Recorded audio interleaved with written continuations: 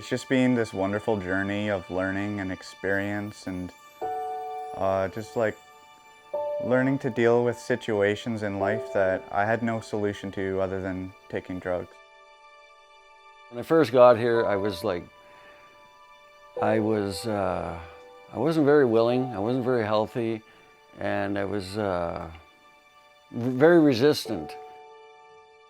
Luke 15 was one of the only, actually the only place that accepted me from, gosh, there's so many, 20, maybe 20, 30 other recovery houses.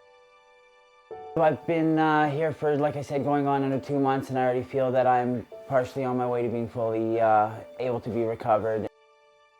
I was resigned due to the program that they offered, and I found God's will for my life. I've come to know Jesus. I've come to know God as my Lord and Savior. He has mentored me in some pretty rough times in my life.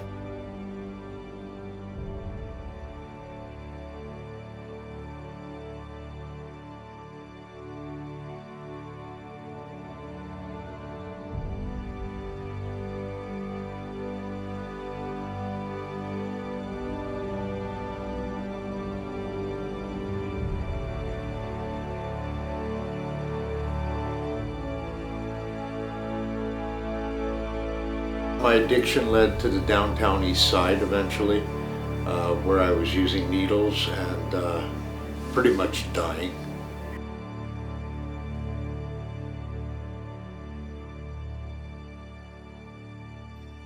Before I came here, I was like almost dead. Like I was pretty much physically 90% dead, spiritually dead.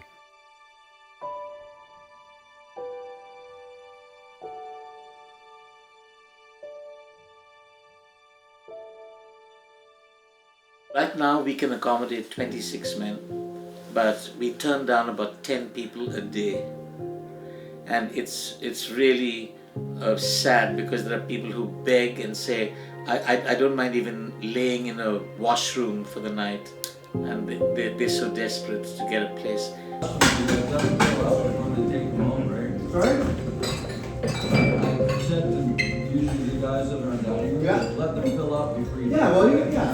The need is so great. There's so many people struggling with addiction that are homeless, have nowhere to go, don't have the resources, and it's like, yeah, like, and it's really disheartening. You know, we had a guy here this morning who was here before, and unfortunately the place is full. It's so full, and he couldn't find a place, and it was really sad to see him having to be turned away.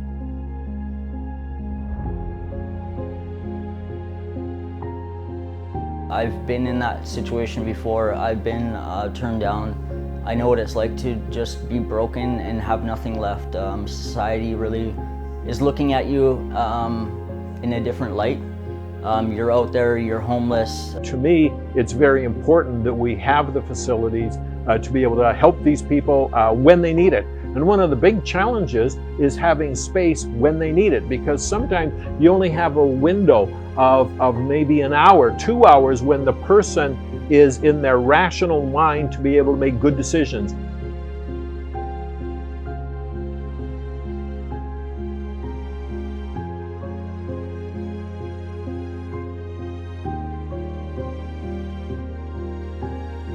And I believe that the government should support a house like Luke 15 House, because what we do here is to change one person at a time. Hopefully we can change 10 person at a time every time they come here, so that we can also make a change in the community.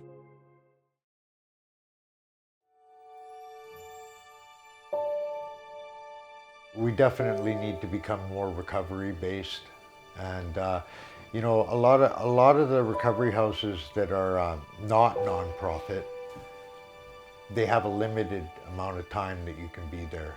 If I had a hope for more expansion, it would be to create something like this program, because I've been to other ones that are pretty shabby considering the comparisons, and the program that I'm in now is put at 100 times better than most programs I've been in. Don't worry, I got a phone.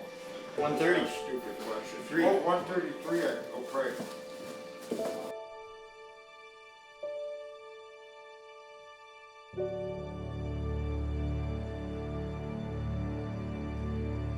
I don't think jail is the solution. I think people who have an addiction, it's a mental illness, they need treatment, they need help. In jail, it doesn't give you the freedom to really recover and focus on healing yourself. You can't be really vulnerable in jail. I feel like if you're incarcerated, my experience is there's really very little programming in jail. And you're in an environment where there's a lot of chaos, there's no real structure. And so I spent 2 months in jail looking for a place, and this one, like, it met all the criteria. I think we need more supports to like go out there and like talk to these people one-on-one and try and bring them into a recovery house. Because I think for me, the hardest thing was to surrender myself to a recovery house. I had to be arrested to come to recovery, but I think it needs to happen way before that. I think people have to go out there and grab the person and be like, hey, look, your life is worth it.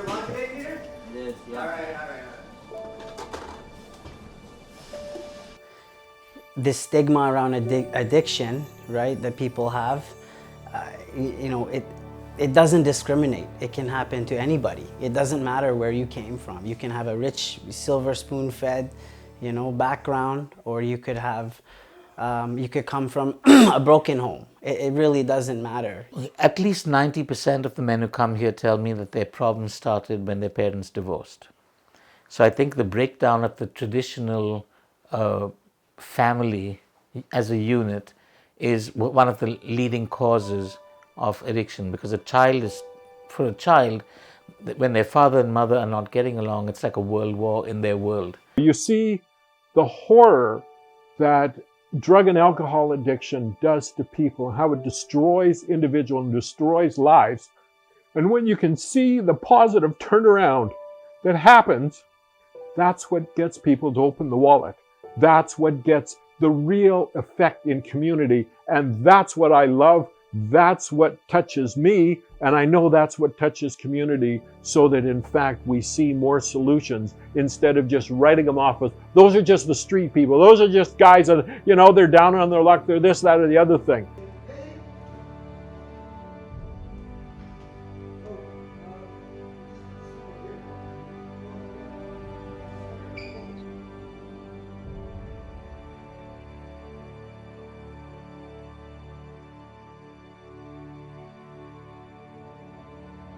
There just aren't enough resources. So we are going to start another house. I think you're reading about Langley, the property in Langley, that didn't work out because we couldn't change the bylaw. It was an agricultural land. But we found another property in Delta, and hopefully very soon we will be able to start a second house. With all the programming that we've done, I think the guys coming back to a relationship with God has been the most valuable in recovery. We have not had a relapse since December, which is incredible. In the individuals at Luke 15 and my encounters with those individuals, you see huge change, you see huge development, you see huge progress, and that's what it's all about. Is you have to look at it on the individual basis and see the individuals changed. These people come from North Fraser pre-trial. We went on a visit there, and each unit has 60 inmates, and there are 24 guards working round the clock, 24/7, and they always have lockdowns every day because of fights and, you know, violence and aggression. The same men come here. We don't have security cameras. We don't have security. We don't have anything. And there's relative peace. We never have fights. The people here that work here are very helpful, and they've been very creative in the way of how they deal with us. And I feel that it's of necessary notification to add that they have been so helpful to my recovery. So just to know that there's something other than that life that you're living, just to be able to see that, that's a huge step in recovery and being able to change your life. the spiritual remedy is basically the only real remedy, I believe anyways. I've tried everything, man. I've been around, I've been around for a minute, and I can't say enough about this place. Like, it's just everything I need. That I just came here to get sober, and I've been blessed with so many more gifts, right? Stuff that I would never ever let go down. There's no way. Like, I mean, I can't even imagine going backwards. I think we should have more places like this. I don't think it should be so hard to go and get like licensing and go through all the hoops and stuff like that just to get a recovery house going, because this honestly saved my life, and I think it could save a lot of others.